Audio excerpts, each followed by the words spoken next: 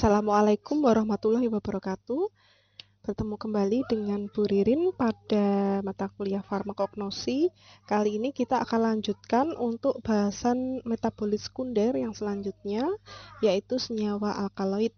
Kita akan banyak belajar tentang senyawa alkaloid, sama seperti metabolit sekunder yang sebelumnya sudah pernah dibahas. Kita akan belajar tentang sifat dari senyawa alkaloid, kemudian fungsi alkaloid, kemudian pembagian atau klasifikasi alkaloid, kemudian nanti ada tentang penarikan senyawa alkaloid, termasuk dalamnya nanti ada identifikasi ya alkaloid, caranya bagaimana. Kemudian yang terakhir nanti kita akan bahas sedikit tentang contoh-contoh sumber dari alkaloid ini, dari mana saja kita bisa mendapatkannya.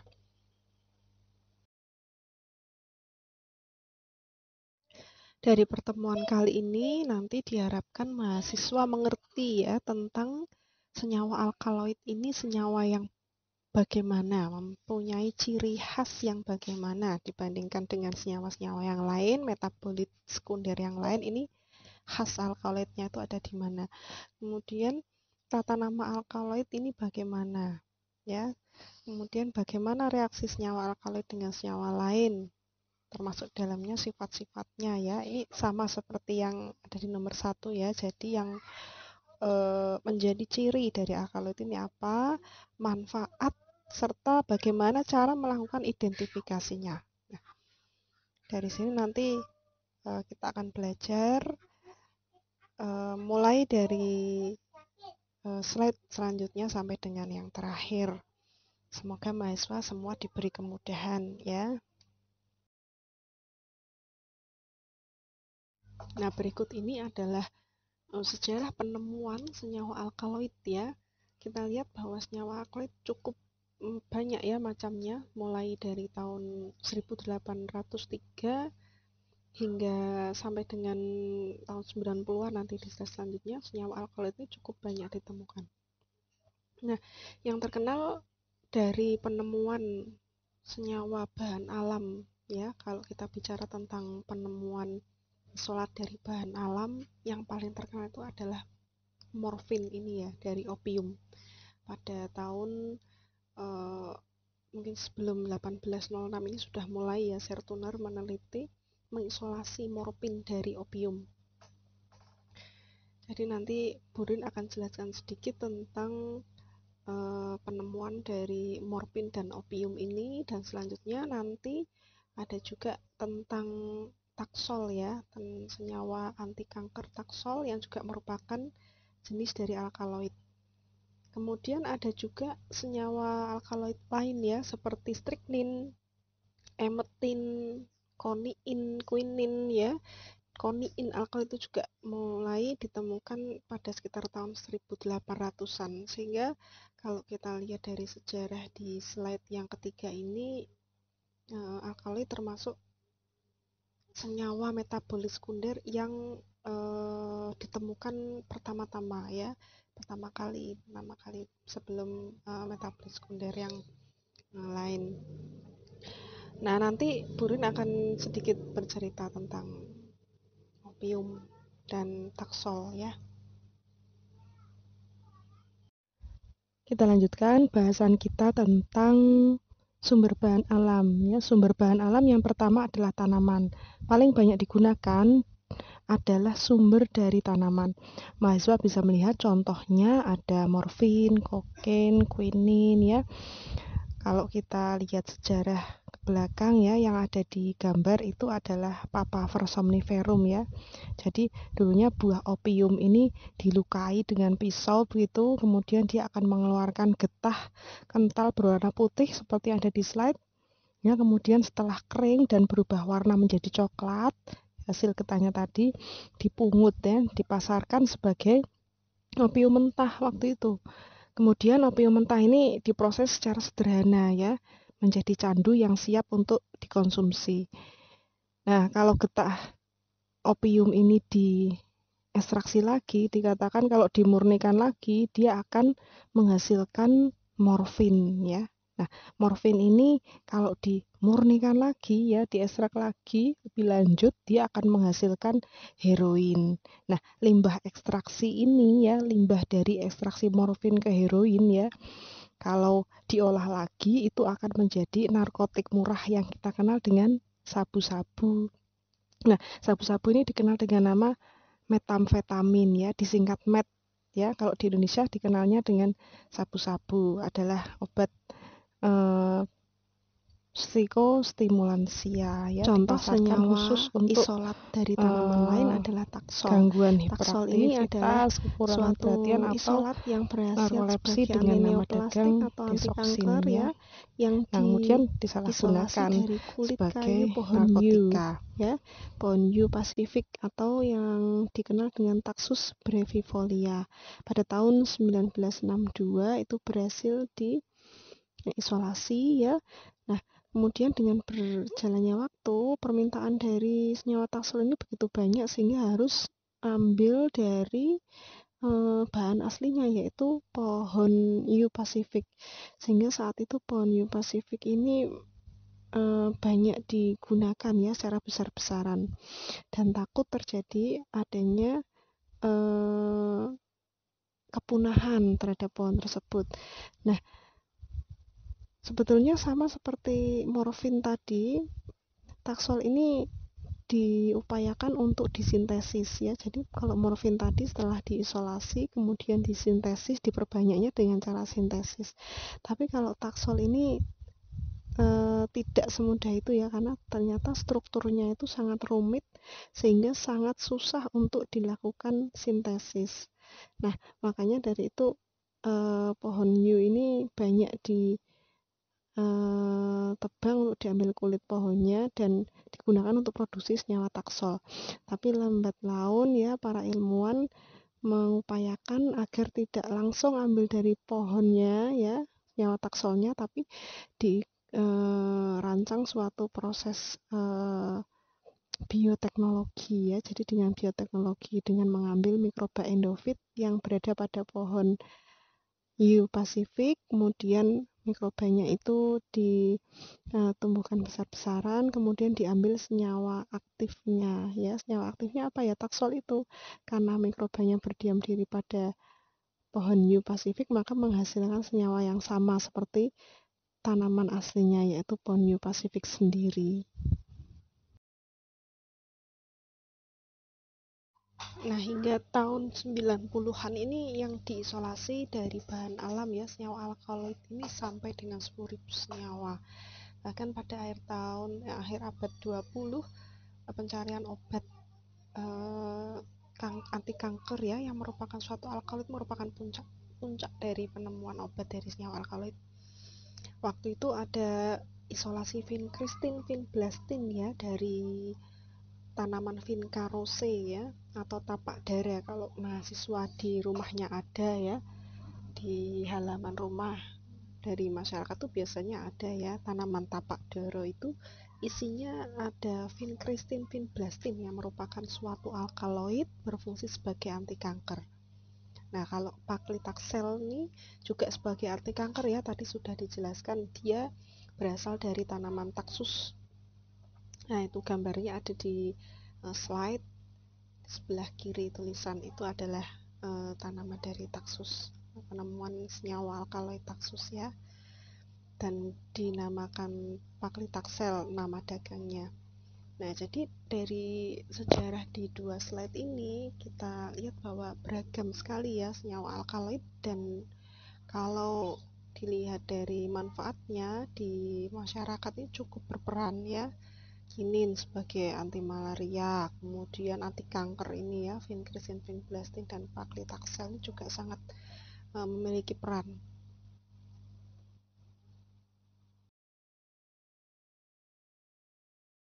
Selanjutnya adalah penamaan dari alkaloid ya.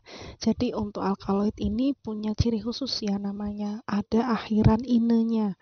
Jadi misalnya atropine, kaukain, tapi bacanya enggak ine gitu, tidak ya, tapi in. Nah, ini dibedakan penamaannya. Yang pertama, nama genus dari tumbuhan penghasil Ini dijadikan sebagai penamaan senyawa alkaloid dengan tambahan akhiran ine. Jadi misalnya hidrestin ya, atropin itu adalah nama senyawa alkaloid yang diambil dari genusnya. Jadi misalnya hidrestin ini dari tanaman Hydrastis canadensis ya. Kita tahu bahwa penamaan spesies dari tanaman itu kata pertama adalah genus, kata kedua adalah spesies. Sehingga yang pertama, kata pertama Hydrastis ini genus ditambahkan dengan akhiran ine, sehingga nama alkaloidnya adalah hydrastin. Kemudian ada atropin. Atropin ini dari nama spesies Atropa belladonna ya. Atropa belladonna, nama kata pertamanya adalah atropa, kemudian ditambahi akhiran ine sehingga nama senyawa alkaloidnya adalah atropin. Kemudian yang kedua, penamaan alkaloid ini diambil dari nama spesiesnya. Jadi kata kedua yang digunakan untuk menamai senyawa alkaloid yang berasal dari tanaman tersebut. Misalnya itu ada kokain ya. Kokain ini diambil dari nama spesies tanamannya, dari asal Erythroxylon coca ya. Erythroxylon genusnya, coca ini adalah nama keterangan spesiesnya, sehingga dari coca ditambah ine jadi kokain. Kemudian belladonna ini tanamannya sama seperti yang atropin ya, tadi atropin belladonna. Atropin genusnya dipakai sebagai nama senyawa alkaloid, spesiesnya pun digunakan belladonna ya. Kemudian yang ketiga, nama umum tumbuhan penghasil. Jadi ergotamin ini juga digunakan, tadi tidak berdasarkan genus, tidak berdasarkan spesies. Kemudian yang keempat, diambil dari aktivitas fisiologi yang ditimbulkan. Jadi misalnya ada emetin ini memiliki aktivitas sebagai emetik ya, emetik dan ekspektoran, sehingga namanya diambilkan dari khasiatnya itu, sehingga dinamakan emetina. Diperoleh dari tumbuhan Capealis IPK Kuanha, sehingga tidak ada hubungannya dengan nama spesies, tidak diambil dari genus dan tidak diambil dari keterangan spesies, tapi diambil dari khasiatnya. Kalau morfin sendiri diambil dari nama khasiatnya ya. Kalau morfin itu sebagai analgesik, sehingga dinamakan morfin. Kemudian ada juga penamaan alkaloid yang diambil dari nama penemunya ya. Pelletieri itu juga alkaloid yang ditemukan berdasarkan nama penemunya. Kemudian ada juga ya alkaloid yang ditambahkan naulan atau hairan untuk membedakan alkaloid utama dengan alkaloid lain dalam satu tumbuhan. Jadi misalnya tanaman kina itu menghasilkan alkaloid utamanya kinin, tapi di dalamnya juga bisa diambil senyawa lain ya selain kinin, seperti quinidin, hidroquinin itu merupakan senyawa alkaloid dalam tanaman kina, tapi tidak sebagai alkaloid yang utama. Yang utama tadi quinin, sehingga ditambahkan awalan atau akhiran lain selain ine ini untuk membedakan dengan alkaloid utama. Jadi alkaloid utamanya kinin, nah tambahan di akhiran ini ditambahkan idin ya, jadi namanya quinidin, atau ada tambahannya awalan ya, awalannya hidro ya. Nah itu tentang penamaan ya senyawa alkaloid. Jadi mahasiswa nanti misalnya menemukan ya dalam suatu artikel penelitian, misalnya ditemukan suatu senyawa ya yang ada akhirannya ine, ini merupakan termasuk dalam golongan senyawa alkaloid. Ini ciri khasnya ya, karena memang penamaannya seperti itu. Bisa dari genusnya, bisa dari spesiesnya secara umum, kemudian bisa juga dari aktivitas fisiologi yang ditimbulkan. Tapi juga ada yang tidak berakhiran ine ya, seperti yang tadi diceritakan. Jadi itu merupakan alkaloid samping atau alkaloid lain di samping alkaloid utama dari tanaman tertentu. Jadi itu untuk penamaannya.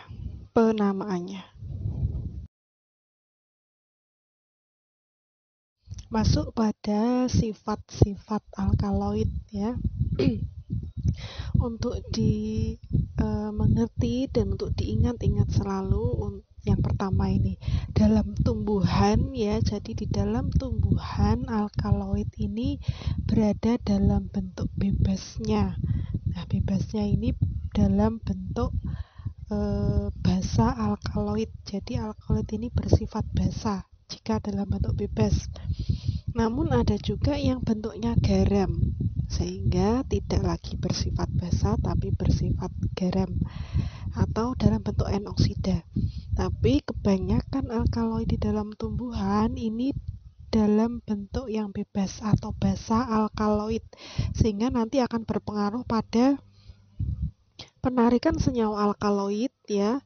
Nanti akan dilakukan proses penarikan dengan penambahan suatu asam, sehingga alkaloid yang semulanya sifatnya di tumbuhan itu basa ditarik dengan suatu larutan asam, kemudian dia antara garam dan asam akan membentuk suatu garam alkaloid. Nah, garam alkaloid nanti ini yang larut dalam air, sehingga untuk mengekstraksi senyawa alkaloid dari tumbuhan diperlukan suatu asam tadi. Namun ada juga alkaloid yang bentuknya garam, sehingga kita bisa langsung melarutkan alkaloid dalam suatu larutan yang polar atau air ya, yang memungkinkan garam alkaloid ini larut di dalamnya. Tapi untuk bisa diidentifikasi lebih lanjut, nanti garam alkaloid ini biasanya dipecah lagi menjadi bentuk bebasnya, bentuk basa untuk ditarik dengan pelarut pelarut organik tertentu. Nanti akan dijelaskan lebih lanjut saat kita membahas tentang penarikan atau ekstraksi alkaloid ya. Kemudian sebagian besar dari alkaloid ini bentuknya kristal ya. Kristal yang halus yang bereaksi dengan asam membentuk garam, tadi yang Bu Ririn ceritakan, karena memang dia di dalam tumbuhan dalam bentuk yang basa, sehingga saat ditarik dengan asam membentuk garam. Kemudian ada juga yang bentuknya amorf ya. Nah, alkaloid yang bentuknya kristal ya, bisa mengkristal ini sangat mudah diidentifikasi dengan mikroskopis karena bentuk kristalnya ini spesifik ya, khas begitu.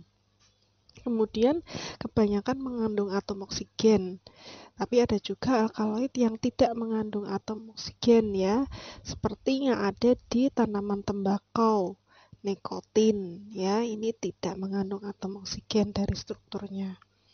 Kemudian kebanyakan dari alkaloid ini tidak mempunyai warna. Kalau di isolasi itu tidak mempunyai warna, kecuali ini dikatakan berberin ya. Berberin ini tidak mempunyai warna, alkaloid yang berwarna kuning ya. Jadi kalau mahasiswa nanti ada kesempatan melihat berberin yang ada di lab itu punya berberin serbuk berwarna kuning ya.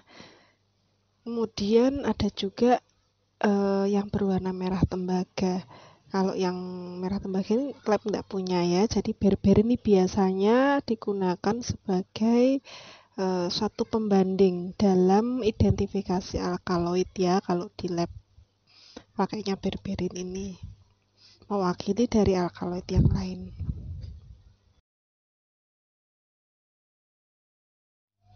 Kemudian sifat yang berhubungan dengan kelarutan alkaloid ya. Jadi kelarutan alkaloid ini tergantung dia dalam bentuk apa. Jadi dalam bentuk bebasnya yaitu bentuk basa atau dalam bentuk garam alkaloidnya. Kalau dalam bentuk basa atau dalam bentuk bebasnya, alkaloid ini akan tidak larut atau sedikit larut dalam air, dan justru dia akan mudah larut dalam pelarut organik ya. Jadi kalau dia dalam bentuk bebas, dia akan lebih larut dalam pelarut organik. Pelarut organiknya apa? macam-macam ya yang biasa digunakan untuk menarik, misalnya etil asetat. Nah, itu bisa untuk menarik basa alkaloid. Tapi kalau dalam bentuk air ya, dia akan lebih larut ke dalam air. Nah, tapi juga nanti kalau mau diidentifikasi harus dikembalikan ya, alkaloid ini yang semula dalam bentuk garam harus dikembalikan ke bentuk basa alkaloidnya dan dilarutkan dalam pelarut organiknya. Itu ada contoh dari quinin sulfat, kelarutannya 1 bagian dalam 1000 bagian air. Kemudian kalau dalam bentuk quinin HCl, kelarutannya 1 bagian dalam kurang 1 bagian air.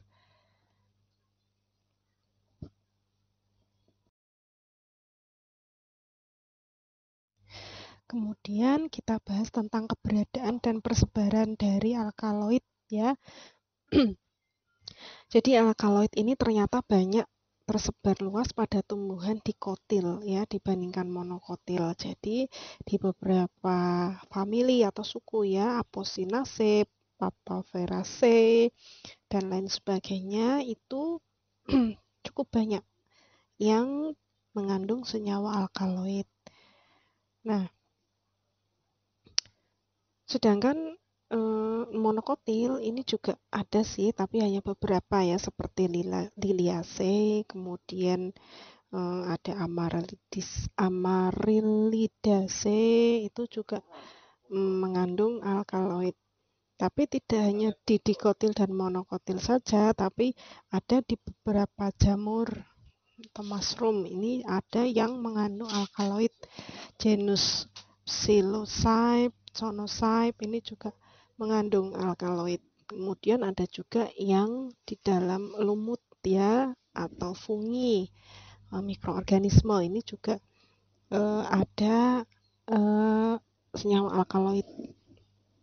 Bahkan beberapa penelitian ini banyak ya yang meneliti mikroba endofit ya dari fungi yang nantinya ternyata senyawa aktifnya yang berhasil diisolasi itu berupa suatu alkaloid ya, seperti dalam Aspergillus ya, ada itu teman saya waktu S2, dia mengisolasi senyawa aktif dari jamur Aspergillus yang merupakan suatu alkaloid.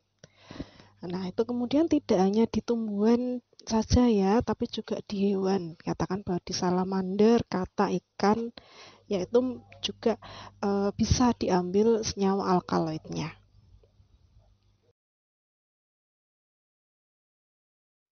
Untuk fungsi dari alkaloid ini nanti ada 2 fungsi bagi tanaman dan bagi obat ya, maksudnya bagi bidang obat atau farmasi. Untuk tumbuhan sendiri alkaloid ini karena dia metabolis sekunder ya, kebanyakan metabolis sekunder kalau dalam tanaman itu kan sebagai pertahanan diri.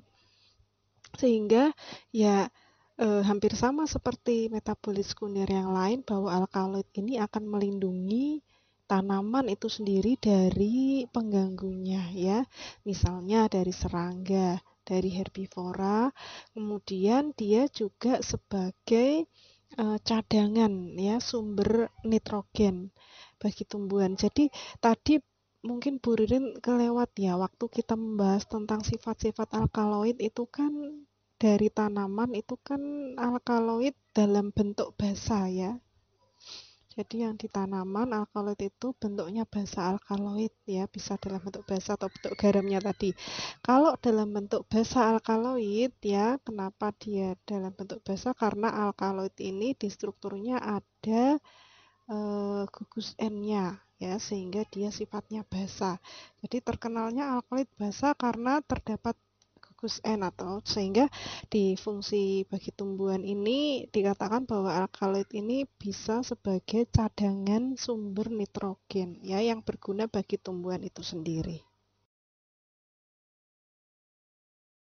Sedangkan bagi bidang farmasi, alkaloid ini menjadi alternatif ya, karena memiliki beberapa aktivitas biologi atau aktivitas yang berfungsi sebagai obat, sehingga beberapa senyawanya alkaloid yang sudah diisolasi dari tanaman itu betul-betul memiliki manfaat Seperti contohnya yang sudah dijelaskan di awal tadi, ada morfin ya sebagai analgesik yang diisolasi pertama kali senyawa metabolis sekunder yang berhasil diisolasi, salah satunya adalah morfin. Kemudian kodein ya yang merupakan turunan dari morfin ya yang berkhasiat sebagai obat batuk. Kemudian ada juga yang berfungsi sebagai obat anti malaria ya, obat malaria maksudnya. Contohnya ini ada quinin, sampai dengan senyawa-senyawa alkaloid yang berfungsi sebagai anti kanker ya. Ada vincristin, vinblastin ya, itu adalah senyawa alkaloid yang memiliki peran sebagai anti kanker. Dan masih banyak yang lain. Mahasiswa bisa melihat di tabel pada slide ini antara senyawa alkaloid namanya, kemudian dibandingkan dengan aktivitas biologi yang dihasilkan. Selanjutnya kita masuk ke dalam klasifikasi alkaloid ya. Berdasarkan definisi alkaloid ya, dikenal 3 tipe alkaloid, yaitu alkaloid sejati atau nama lainnya adalah true alkaloid. Kemudian nanti ada protoalkaloid dan ada pseudoalkaloid. Nah, apa yang dimaksud dengan true alkaloid atau alkaloid sejati ini? Yang pertama ya, klasifikasi yang pertama. Jadi alkaloid sejati atau true alkaloid ini adalah alkaloid yang dibentuk dari asam amino. Ya, jadi kalau bicara tentang biosintesis senyawa dari alkaloid, yang alkaloid sejati ini asalnya terbentuk dari asam amino.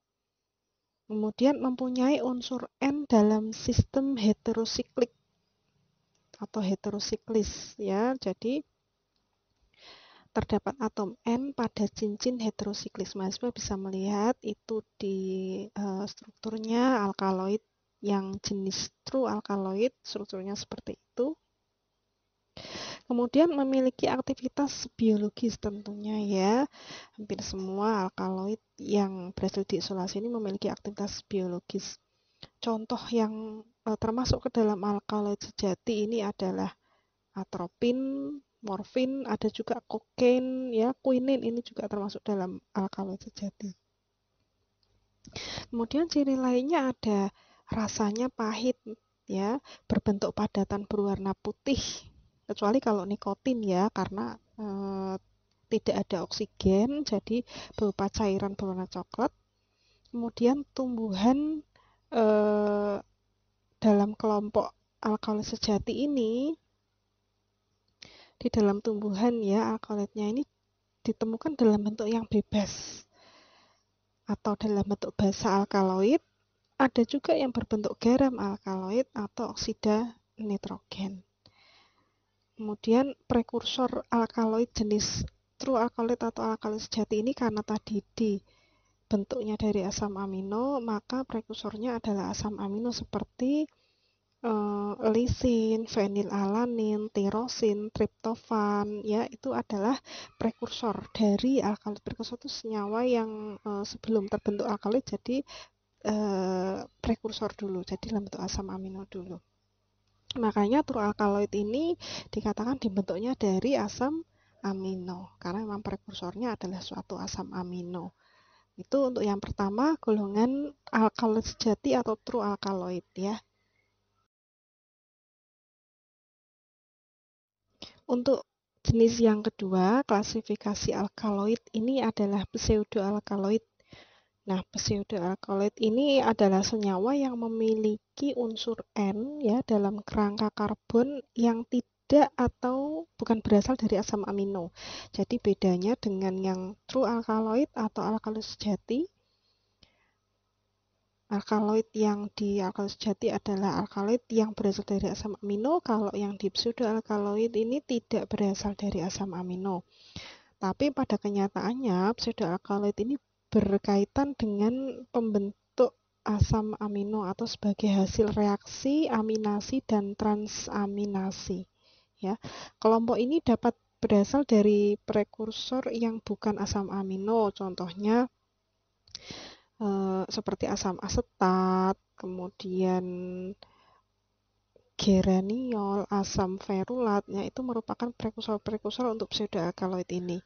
Nah, atom N ini masuk ke dalam molekul pada tahap akhir proses biosintesis, ya. Jadi atom N ini masuk dalam molekul pada tahap akhir dari proses pembentukan dari alkaloid jenis pseudoalkaloid.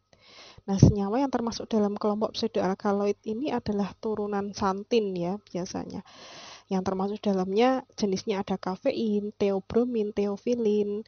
Nah, ada juga yang tidak termasuk dalam turunan santin, ya, seperti solasodin, kemudian capsaicin, itu termasuk dalam pseudoalkaloid.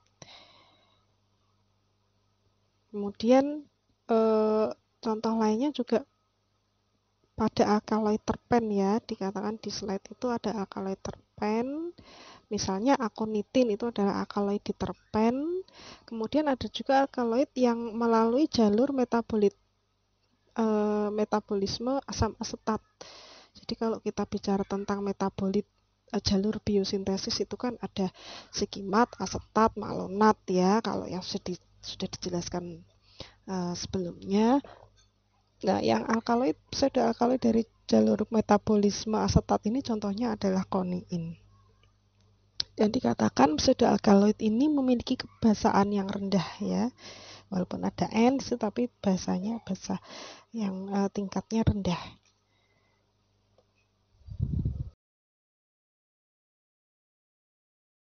Kemudian untuk jenis atau klasifikasi alkaloid yang ketiga adalah protoalkaloid. Nah, protoalkaloid ini adalah alkaloid yang punya unsur N, ya, bukan dalam sistem heterosiklik. Jadi bedanya kalau tadi alkaloid sejati N-nya ini ada dalam sistem heterosiklik, kalau yang protoalkaloid tidak. Berasal bukan dari asam amino heterosiklik, ya. Jadi asalnya dari asam amino tapi bukan asam amino yang heterosiklik seperti asam amino L-tirosin, triptofan, ya. Strukturnya ini sederhana dan biasanya merupakan alkaloid minor. Contohnya adalah meskalin, kemudian ada efedrin juga, itu termasuk contoh dari alkaloid jenis protoalkaloid ini. Bisa dilihat, ya, di strukturnya bahwa N-nya ini tidak dalam bagian dari cincin heterosiklik. Nah, setelah kita tahu tadi klasifikasi 3 jenis alkaloid, ya, ada true alkaloid atau alkaloid sejati, kemudian ada pseudoalkaloid dan protoalkaloid. Nah, ini ternyata ada pembagiannya lagi. Yang pertama ini nanti kita bahas dulu tentang pembagian dari yang true alkaloid atau alkaloid sejati, ya. Nanti di dalamnya alkaloid sejati ini dibagi menjadi 10 golongan, ya. 10 golongan lagi alkaloid menurut strukturnya, yang termasuk dalam alkaloid dengan atom nitrogen heterosiklik, ya. Jadi atom nitrogennya ini terletak pada cincin karbon. Yang termasuk pada golongan ini yang pertama adalah alkaloid piridin, piperidin, ya. Kalau alkaloid piperidin ini mempunyai satu cincin karbon yang mengandung satu atom nitrogen. Yang termasuk di dalamnya adalah Conium maculatum, kemudian ada Nicotiana tabacum atau tembakau, ya, yang di dalamnya mengandung alkaloid nikotin. Ingat bahwa nikotin dari tembakau ini merupakan yang tidak mempunyai gugus oksigen sehingga dia berwarna coklat, ya, cair. Kemudian yang kedua ada alkaloid tropan. Nah, kalau alkaloid tropan ini mengandung satu atom nitrogen dengan gugus metilnya. Jadi ada NCH3. Nah, kemudian alkaloid ini dapat mempengaruhi sistem saraf pusat, ya. Jadi efek atau khasiat dari alkaloid tropan ini seperti itu. Kemudian posisinya, ya, pengaruhnya ini pada sistem saraf pusat yang ada di otak dan ada di sumsum tulang belakang. Kemudian yang termasuk kelas ini ada atropa belladonna ya yang digunakan sebagai tetes mata. Kemudian ada juga datura dan brugmansia, kemudian alkaloid kokain atau yang berasal dari erythroxylum coca ya. Itu adalah dua jenis alkaloid yang termasuk dalam nitrogen heterosiklik. Kita lanjutkan nanti di slide selanjutnya untuk yang nomor 3. Untuk yang ketiga ada alkaloid quinolin ya. Dan yang keempat nanti ada alkaloid isoquinolin. Jadi sama-sama ya, untuk quinolin dan isoquinolin ini mempunyai 2 cincin karbon dengan 1 atom nitrogen. Tapi kalau mahasiswa lihat di sebelah kanan ya, itu ada struktur dari quinolin dan isoquinolin, posisi N-nya ya yang berbeda. Dan ternyata prekursor dari masing-masing alkaloid quinolin dan isoquinolin ini berbeda. Kalau quinolin ini berasal dari triptofan, kalau isoquinolin berasal dari tirosin ya.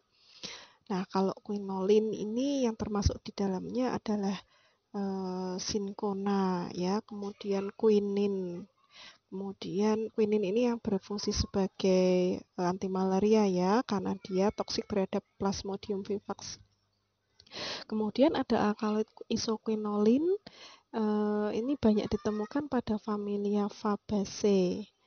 Jadi yang termasuk di dalamnya ada lupines, kemudian Startium junceum ya. Nah, itu contoh-contoh dari alkaloid isoquinolin. Bedakan ya strukturnya, walaupun sama-sama memiliki 2 cincin karbon dan 1 nitrogen, tapi memiliki struktur yang berbeda. Kemudian yang selanjutnya, yang kelima ada alkaloid indol. Nah, alkaloid indol ini alkaloid yang mempunyai 2 cincin karbon dengan 1 cincin indol. Jadi yang berada di tengah itu adalah struktur indol ya. Anda bisa melihatnya pada contoh. Jadi dikatakan contoh dari alkaloid jenis indol ini ada reserpin, kemudian ada vinblastin, vincristin yang berasal dari tanaman Catharanthus roseus atau vincarose atau tapak dara ya, yang efektif sebagai anti kanker. Nah, mahasiswa bisa lihat di sebelah kanannya itu ada struktur dari vinblastin, vincristin. Mahasiswa bisa melihat bahwa di vinblastin maupun vincristin itu ada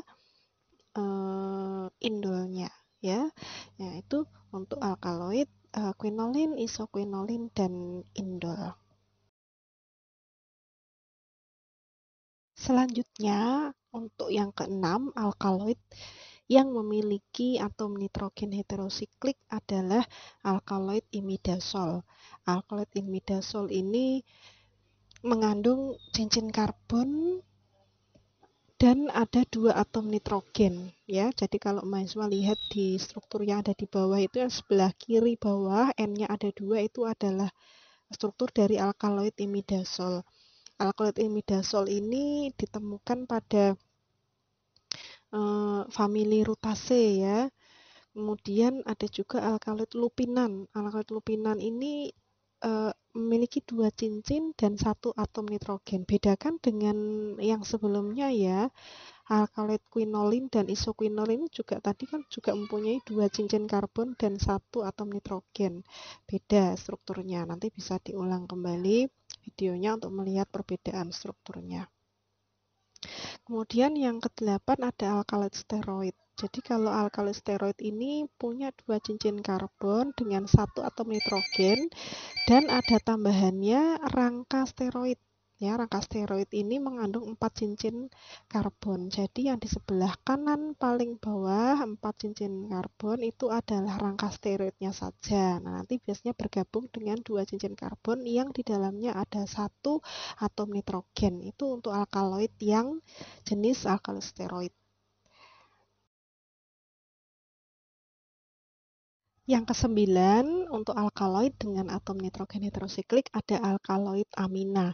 Untuk alkaloid amina ini golongan alkaloid ini tidak mengandung N-heterosiklik ya, banyak yang merupakan turunan sederhana dari fenil etilamin dan senyawa-senyawa turunan dari asam amino valine-alanin atau tirosin. Nah, kalau dilihat contohnya dia merupakan alkaloid yang ditemukan pada tumbuhan Ephedra sinica. Itu ada senyawa alkaloid yang dinamakan ephedrin ya. Jadi alkaloid untuk amina ini contohnya ada ephedrin ya. Kolkisin juga termasuk di dalam golongan amina. Kemudian yang selanjutnya ada golongan purin, alkaloid purin. Kalau alkaloid purin ini mempunyai 2 cincin karbon dengan 4 nitrogen. Nah, strukturnya ada di sebelah kanan bawah ini ya, itu ada 4 jumlah nitrogennya. Nah, kan dia termasuk dalam golongan alkaloid purin. Banyak ditemukan di kopi ya, kemudian di coklat ya, theobromine, kafein itu masuk dalam alkaloid purin. Teh juga ya, di dalam teh ini juga ada kafeinnya kan, dia termasuk dalam jenis nyawa alkaloid yang golongan purin. Nah, untuk golongan yang alkaloid amina ini ada juga yang mengatakan bahwa dia tidak termasuk alkaloid yang dengan atom nitrogen heterosiklik ya, karena nitrogennya ini tidak terletak pada cincin karbonnya. Jadi ada yang mengatakan bahwa alkaloid ephedrin atau alkaloid amin yang mengandung satu atau lebih cincin karbon dengan atom nitrogen pada salah satu atom karbon yang ada pada rantai samping ini tidak termasuk dalam golongannya, tapi termasuk dalam golongan alkaloid tanpa atom nitrogen yang heterosiklik ya, karena atom nitrogennya tidak terletak pada cincin karbon, tetapi pada salah satu atom karbon pada rantai samping. Kalau dilihat strukturnya memang begitu ya, jadi tidak berada pada N-nya ini tidak berada pada heterosiklik atau cincin karbon.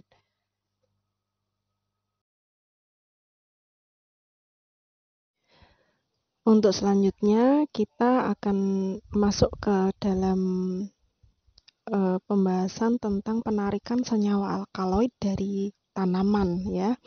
Nah, isolasi alkaloid dari simplicia atau bahan tanaman tertentu atau bahan alam tertentu ya, pada umumnya dilakukan dengan cara penyarian menggunakan pelarut organik yang tidak bercampur dengan air. Nah, pelarut organiknya ini bisa dalam bentuk pelarut kloroform, ether, ya etil asetat dan lain sebagainya.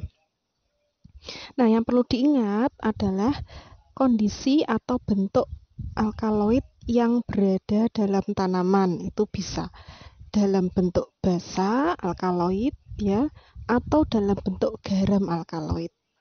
Nah, nanti perlu dibedakan ya, karena kalau dalam tumbuhan ini dalam bentuk basa, maka harus ditarik dengan suatu asam yang nantinya akan membentuk garam alkaloid. Nah, tapi nanti untuk identifikasi alkaloid ini harus dibebaskan dari ikatan garamnya dengan penambahan basa tertentu ya. Biasanya digunakan amoniak misalnya, dan nanti akan terbentuk kembali basa alkaloidnya. Nah, kalau sudah terbentuk basa alkaloidnya baru dilakukan identifikasi atau yang dinamakan screening alkaloid. Jadi diuji dengan menggunakan beberapa reaksi endapan atau reaksi warna. Nah, untuk screening alkaloid ini berarti prosesnya ada 3 tahap ini ya. Yang pertama adalah ekstraksi dengan air dan asam, nanti akan terbentuk basa alkaloid dan asam akan terbentuk garam yang akan larut dalam air. Nah, kemudian ditambahkan basa kembali untuk memutus ya ikatan antara memutus ikatan garamnya sehingga dia terbentuk kembali basa alkaloid yang akan larut dalam pelarut organik. Nah, kemudian ditambahkan NaCl untuk mengendapkan beberapa protein. Nah, nanti kita akan melihat lebih lanjut di slide berikutnya ya. Secara jelas akan dijelaskan cara untuk mendapatkan ekstrak atau isolat ya yang mengandung alkaloid. Kemudian untuk yang selanjutnya ya, ini adalah contoh pemisahan yang real dilakukan di laboratorium terhadap suatu sampel simplicia yang akan dilakukan penarikan senyawa alkaloid dan akan dilakukan identifikasi. Yang pertama, cara pemisahannya dengan 200 mg serbuk simplicia ya, ditambah dengan 0,5 mili asam klorida dan 4 mili air dipanaskan dalam penangas air selama 2 menit. Nah, dari sini kita bisa lihat bahwa ada penambahan asam dan air. Nah, asam ini nanti akan digunakan untuk menarik basa alkaloid yang berada dalam simplicia. Jadi alkaloid yang ada di dalam sampel atau simplicia sifatnya basa. Kemudian karena adanya penambahan asam klorida akan terbentuk garam alkaloid dan akan larut dalam air. Nah, setelah dilakukan pemanasan selama 2 menit, didinginkan dan disaring. Nah, kemudian hasil saringannya ini berarti apa? Hasil saringannya yang disebut dengan filtrat itu adalah garam alkaloid, sedangkan residunya yaitu serbuk simplicianya ini dibuang ya. Jadi yang ada di kertas saring itu dibuang, kemudian filtratnya dilakukan proses lebih lanjut. Yang ada di filter berarti apa tadi? Garam alkaloid ya. Kemudian hasil saringannya atau filtrat dipindahkan ke gelas arloji ya, sedikit saja. 3 tetes direaksikan dengan reaksi Baucardet dan Mayer.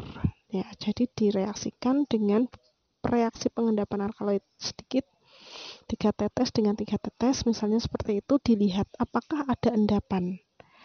Jika pada percobaan ditambahkannya Baucardet dan Mayer ini tidak terjadi endapan, maka serbuk yang diperiksa ya, simplicia yang diperiksa ini dimungkinkan tidak mengandung alkaloid. Jadi tidak perlu diuji lebih lanjut gitu ya. Namun jika terjadi endapan, ada endapan berwarna putih misalnya dengan Mayer, dengan Baucardet berwarna coklat, nanti ada kemungkinan sampel atau simplicianya ini ada alkaloidnya ya. Nah, dengan Baucardet ada endapan coklat sampai hitam, dengan merah ada endapan putih, berarti ada alkaloidnya. Maka kalau dengan dua reaksi ini positif mengendap dengan warna masing-masing, maka percobaannya dilanjutkan. Nah, jadi yang semula berbentuk garam alkaloid dalam air akan dirubah kembali menjadi basa alkaloidnya. Dengan cara apa? Dengan cara penambahan amoniak. Amoniak ini suatu basa ya. Jadi untuk membentuk garam menjadi basa kembali itu ditambahkan amoniak yang bersifat basa. Di filtratnya itu yang garam itu ditambahkan 3 mili amoniak pekat ya. Dan 5 mili campuran 3:1 etil kloroform. Jadi etil kloroform ini adalah pelarut organik yang fungsinya untuk menarik basa alkaloid yang akan terbentuk setelah ditambahkannya amoniak. Ditambahkan keduanya ya, amoniak dan campuran etil kloroform itu dalam corong pisah. Mahasiswa pernah melihat ya corong pisah. Kalau di corong pisah itu kan berarti nanti akan ada 2 fase ya, pelarut yang berada di atas dan pelarut yang berada di bawah. Nah, kemudian dikocok ya antara amonia etil kloroform dikocok, kemudian dilihat akan ada 2 lapisan. Nah, kita ambil yang pelarut organiknya, etil kloroform yang kita ambil karena di dalamnya akan terdapat basa alkaloid ya. Nah, kemudian dari pelarut organik ether kloroform yang sudah dikumpulkan ditambahkan Na sulfat anhidrat. Ini fungsinya untuk menarik sisa-sisa air, ya, sisa-sisa misalnya ada saat memisahkan antara amonia ether kloroform tadi masih ada amonia yang masuk ke dalam fase pelarut organik atau campuran ether kloroform, sehingga ditambahkan natrium sulfat anhidrat supaya betul-betul hanya fase ether kloroform saja di sana. Kemudian disaring ya untuk menghilangkan serbuk natrium sulfat anhidrat, misalnya masih ada di situ. Kemudian filtrat akan dibagi menjadi dua. Jadi filtrat pelarut organik ini akan dibagi menjadi dua. Satu bagiannya akan digunakan untuk uji pengendapan, ya, yang satu bagian lagi untuk uji warna. Jadi alkaloid ini untuk uji screeningnya atau identifikasi yang paling mudah adalah dengan menggunakan dua uji ini, pengendapan dan uji warna.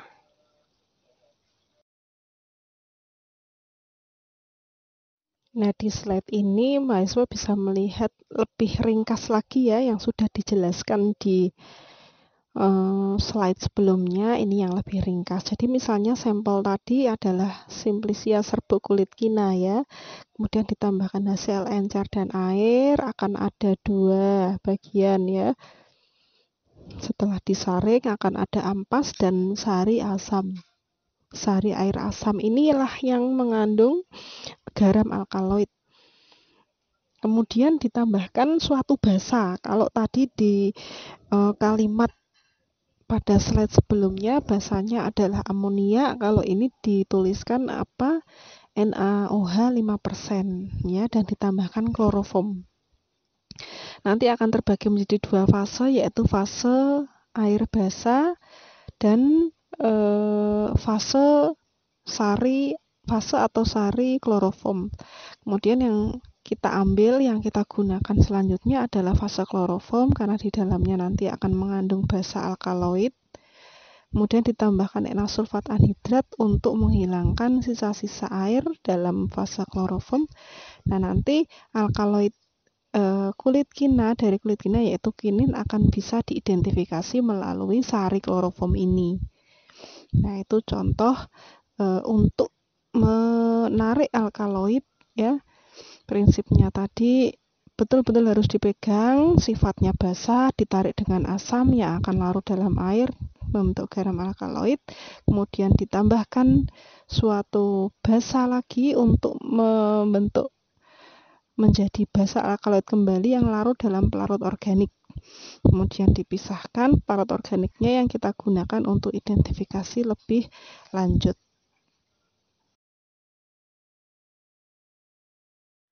Di slide selanjutnya ini mahasiswa bisa melihat proses lain ya dari penarikan alkaloid untuk dilakukan identifikasi. Yang pertama bahan material atau Simplicia, serbuk Simplicia ini ditambahkan PE ya, petroleum ether, untuk menghilangkan pengganggu seperti lemak dan sebagainya yang tidak diinginkan untuk diidentifikasi. Kemudian setelah ditambahkan PE ya diekstraksi sebentar, kemudian disaring. Nah, saringannya akan ada dua ya hasilnya, filtrat yaitu sari PE dan serbuk yang basah oleh PE ya. Kemudian sari PE-nya ini tidak digunakan karena yang ada di dalam sari PE ini adalah senyawa yang tidak diinginkan seperti lemak tadi ya. Kemudian serbuk yang basah oleh PE ini dikeringkan dulu. Nah, kalau sudah tidak basah oleh PE, kemudian ditambahkan metanol atau etanol. Kemudian diekstraksi kembali dan dipekatkan. Nah, setelah itu ekstrak etanol atau metanol ini akan ditambahkan dengan asam tatrat 2% ya, dan ditambahkan dengan etil astat. Kemudian penambahan asam tatrat di sini ya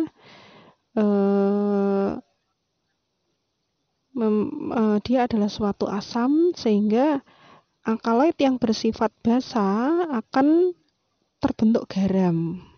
Nah, garam alkaloid akan dilakukan hal yang sama seperti skema sebelumnya, akan ditarik dengan suatu basa lagi untuk menjadi basa alkaloid dan akan masuk ke dalam fase pelarut organik. Kemudian setelah ditambahkan asam tatrat ini akan ada dua fase, yaitu fase etil astat dan fase larutan asam tatrat. Yang sari etil asetat ini adalah sari yang di dalamnya mengandung alkaloid netral atau basa lemah yang tidak bisa digaramkan. Jadi basa lemah alkaloid yang bersifat basa lemah atau netral ini akan langsung masuk ke dalam fase pelarut organik, yaitu etil astat. Dan yang bersifat selain basa lemah atau alkaloid netral ini akan tergaramkan dengan asam tatrat, dan nanti untuk asam tatrat ini ditambahkan dengan NH3 atau amonia ya, dan akan ditambahkan juga dengan etil asetat untuk menarik basa alkaloid. Jadi penambahan NH3 ini untuk membentuk kembali basa alkaloid yang akan larut dalam etil asetat. Kemudian setelah dikocok pada corong pisah akan ada dua fase, yaitu fase air, yaitu fase NH3 ya, fase amonia, dan ada fase etil asetat. Untuk fase etil asetat berarti yang tertarik adalah alkaloid basa yang sudah terbentuk ya setelah ditambahkan basa amonia tadi, dan fase airnya adalah fase amonia, di dalamnya juga masih terdapat alkaloid kuartener. Jadi nanti kalau berdasarkan skema yang ini, mahasiswa bisa melakukan identifikasi alkaloid pada sari etil asetat yang pertama kali mengandung alkaloid netral atau basa lemah, kemudian terhadap sari etil asetat yang kedua yang mengandung alkaloid basa, dan fase air atau fase amonia ya yang mengandung alkaloid kuartener. Dalam ketiganya bisa dicek dengan menggunakan reaksi pengendapan dan dengan reaksi warna bagaimana hasilnya nanti.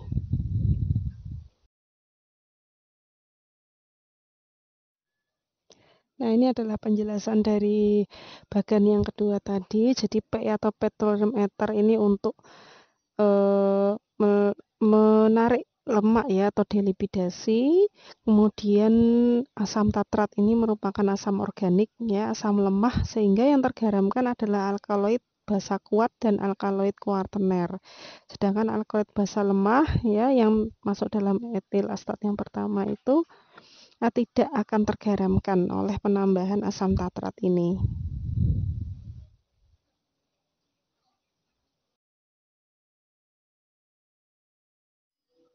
Setelah kita melakukan penarikan senyawa alkaloid dengan cara-cara yang sudah dijelaskan di atas tadi, maka hasil yang sudah tertarik dalam pelarut organik ini dilakukan identifikasi lebih lanjut ya. Identifikasinya yang paling mudah bisa dikerjakan dengan cara 1 dan 2, yaitu reaksi pengendapan dan reaksi warna. Selanjutnya untuk nomor 3 sampai dengan nomor 6 ya, ini lebih rumit. Kalau reaksi pembentukan kristal masih lebih sederhana, KLT juga lebih sederhana, tapi kalau nomor 5 dan 6 ini menggunakan instrumen spektrum UV, ini menggunakan alat spektrofotometer UV vis, sedangkan untuk spektrum IR biasanya menggunakan instrumen FTIR ya untuk melihat gugus fungsi dari senyawa alkaloid itu sendiri. Nah, selanjutnya akan dibahas lebih lanjut ya masing-masing, karena yang lebih mudah simpel ini pada reaksi pengendapan dan warna, mungkin nanti kita akan titik beratkan di kedua identifikasi tersebut.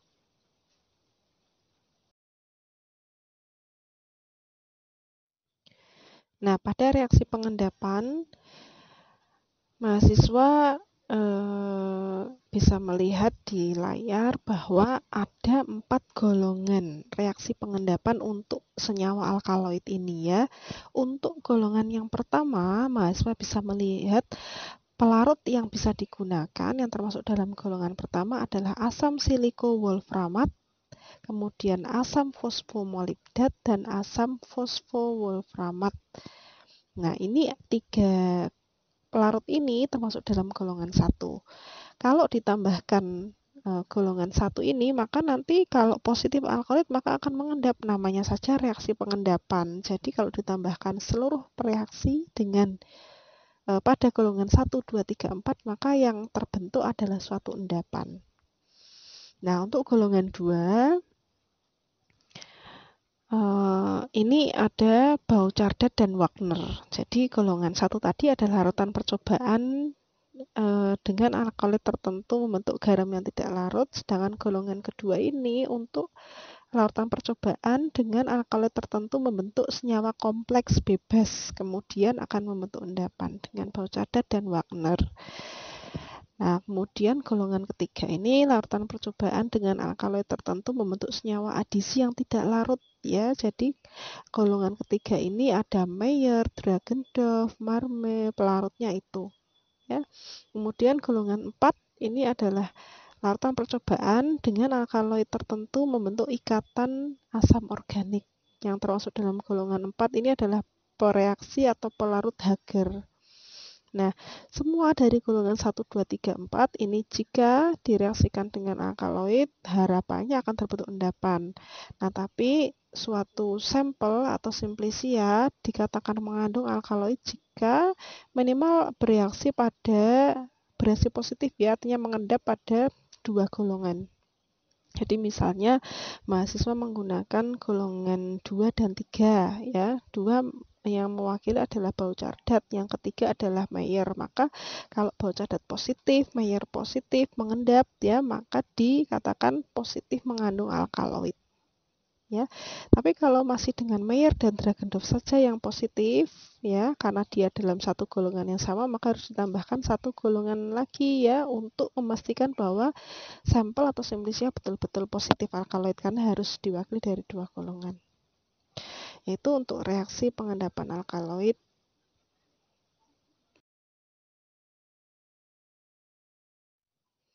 Kemudian untuk reaksi warna dari alkaloid, ini alkaloid bisa bereaksi dengan H2SO4 dan HNO3 yang akan membentuk warna yang spesifik. Bisa juga ditambahkan dengan reaksi Marquis, Frode, Mendelin, dan Vitali. Mahasiswa bisa melihat sendiri caranya dan warna yang dihasilkan.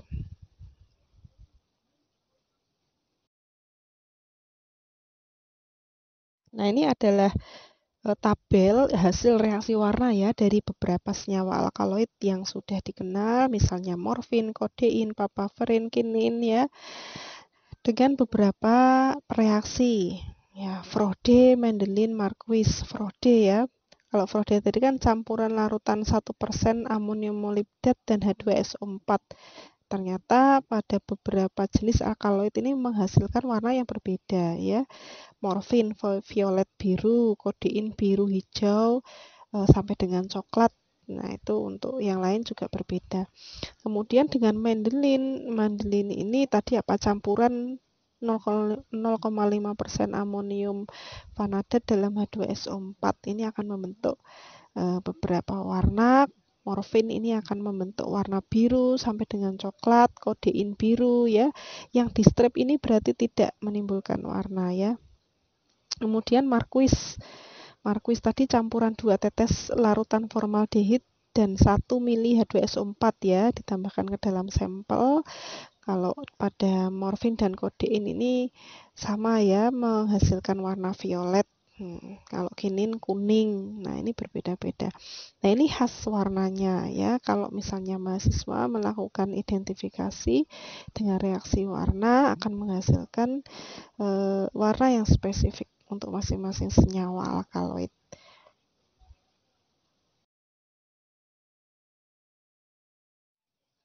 Setelah uji pengendapan dan warna ya, ada juga yang melakukan identifikasi dengan percobaan mikrokimiawi.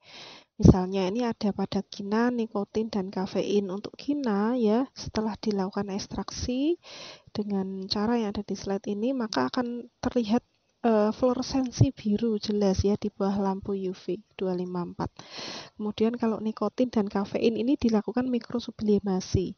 Jadi yang namanya menyublim itu kan perubahan dari padat ke gas ya dan sebaliknya. Jadi sublimat dari nikotin dan kafein ini, kemudian kalau nikotin ditetesi asam pikrat dan dilihat ya bentuk kristalnya seperti apa. Kalau kafein ya ditetesi dengan HgCl, kemudian diamati kristalnya. Nanti perlu dilihat lagi untuk kafein tadi kan karena yang menghasilkan adalah kopi dan teh, maka perlu dilihat apakah ada perbedaan kristal yang dihasilkan. Nah, itu contoh dari percobaan mikrokimiawi ya. Yang paling terkenal memang adalah cara mikrosublimasi. Mikrosublimasi cara detailnya bagaimana nanti mahasiswa akan mendapatkan ya materinya pada saat praktikum farmakologi di semester depan. Atau kalau tidak mahasiswa bisa melihat-lihat dulu ya di YouTube misalnya ya bagaimana cara mikrosublimasi dari alkaloid ini.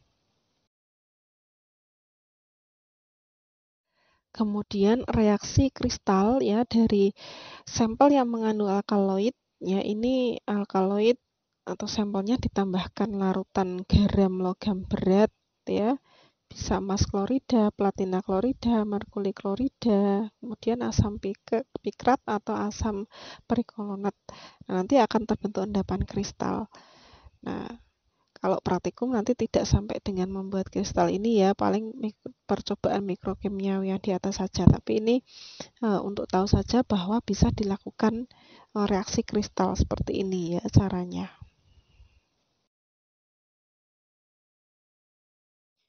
Identifikasi selanjutnya bisa dilakukan dengan KLT atau kromatografi lapis tipis ya.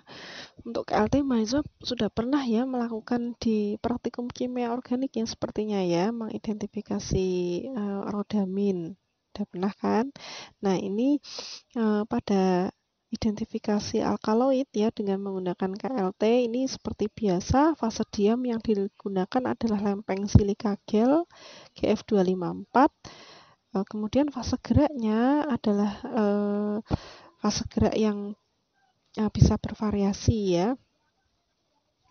Fase geraknya bisa digunakan metanol amonia, kemudian benzen aseton eter amonia dengan perbandingan 40-60-10/3, kemudian metanol aseton triethanolamin 30-31 dan kloroform aseton dietilamin ya 50-40-10. Jadi yang digunakan fase gerak ini adalah fase gerak yang bersifat basah gitu ya.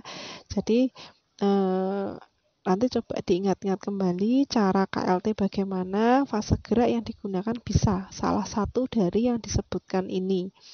Nah, nanti mahasiswa sudah pernah kan membuat fase gerak. Nah, fase geraknya kalau misalnya mau dibuat 20 mili, maka kebutuhan dari masing-masing pelarut ini berapa gitu ya. Nanti akan diperdalam lagi kalau sudah praktikum farmakognosi. Nah, di slide selanjutnya kita akan bahas tentang deteksinya. Jadi setelah dilakukan KLT, sampel ditotolkan pada plat silika, kemudian dielusi pada fase gerak ya di dalam chamber. Maka nanti setelah selesai elusi, lempeng KLT-nya ini akan diambil dan akan dideteksi bercaknya. Apakah mengandung atau positif alkaloid atau tidak. Gitu.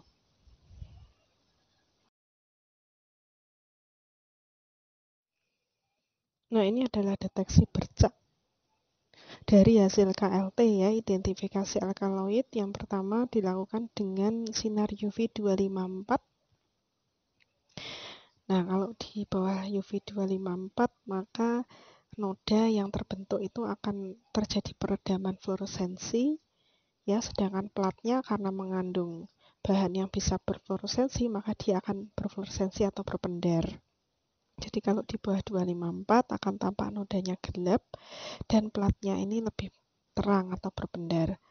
Sedangkan yang kedua, setelah dideteksi dengan UV 365, maka kebalikannya ya, kalau 254 tadi yang berpendar adalah lempengnya, maka di UV254 ini yang berbenar adalah nodanya atau berfluoresensi nodanya. Jadi bisa terjadi fluoresensi berwarna-warni ya, biru, biru hijau, violet. Violet ini untuk akar wolffia, kemudian kulit kina, akar ipekak itu violet. Kemudian ada juga berfluoresensi kuning, ya. Contohnya berberin ini berfluoresensi kuning. Kemudian ada juga alkaloid yang bisa terlihat ya setelah diberikan reaksi semprot. Jadi reaksi semprot yang khas digunakan untuk alkaloid yang bisa digunakan adalah Dragendorf. Jadi Dragendorf ini larutan berwarna orange begitu ya, campuran pembuatannya nanti bisa dicek di web atau YouTube ya. Dibuat dari campuran beberapa kombinasi bahan gitu, kemudian nanti disemprotkan pada lempeng KLT setelah diidentifikasi dengan sinar UV 254 dan 366. Nah, hasilnya nanti juga khas berwarna orange, coklat gitu.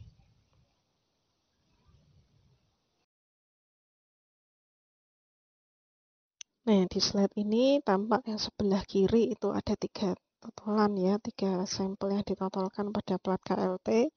Yang sebelah kiri ini setelah diedusi ya, warnanya seperti itu. Kemudian yang di sebelah kanan ini di bawah lampu UV 254.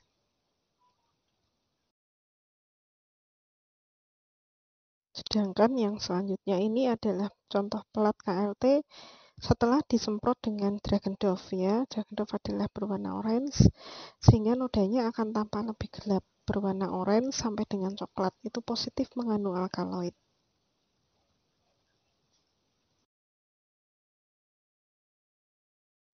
Sementara untuk identifikasi dengan UV ya, spektrum UV dan IR, spektrum UV dengan menggunakan alat spektrofotometer UV vis ini akan memberikan petunjuk jenis ikatan kimia yang ada dalam molekul. Sedangkan IR itu untuk melihat gugus fungsi ya, lebih tepatnya gugus fungsi misalnya CO karbonil, OH begitu. NH3 dan selanjutnya itu akan tampak khas pada spektrum IR-nya.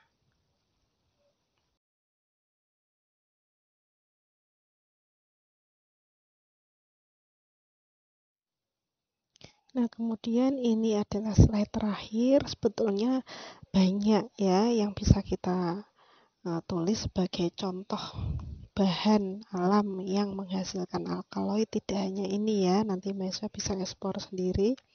Tapi yang tertulis di slide ini yang menghasilkan alkaloid-alkaloid yang lebih sudah terkenal gitu ya. Misalnya Datura Stamonium ini menghasilkan skopolamin. Kemudian ada sinkone. Sinkone kortek ini biasanya menghasilkan quinin ya, anti malaria. Kemudian ada Taxus brevifolia menghasilkan senyawa taxol sebagai anti kanker. Nah, ini yang paling terkenal Papaver somniferum ya, dari morfin, kodein, ini mengurangi rasa sakit, analgesik, dan sebagai anti batuk. Kemudian ada juga yang terkenal sebagai anti kanker lainnya adalah vinblastine, vincristin dari Vincarose atau Catharanthus roseus sinonimnya ya, atau yang disebut dengan tapak darah. Ya, jadi banyak ya contoh dari alkaloid, tapi yang disebutkan di sini yang di slide sebelumnya sudah kita bahas. Nah, mungkin itu terakhir yang kita bahas, yaitu tentang contoh bahan atau sumber alkaloid ya. Demikian tadi bahasan untuk metabolit sekunder senyawa alkaloid. Semoga bermanfaat bagi mahasiswa. Mohon maaf jika ada kesalahan. Bu Ririn tutup. Wassalamualaikum warahmatullahi wabarakatuh.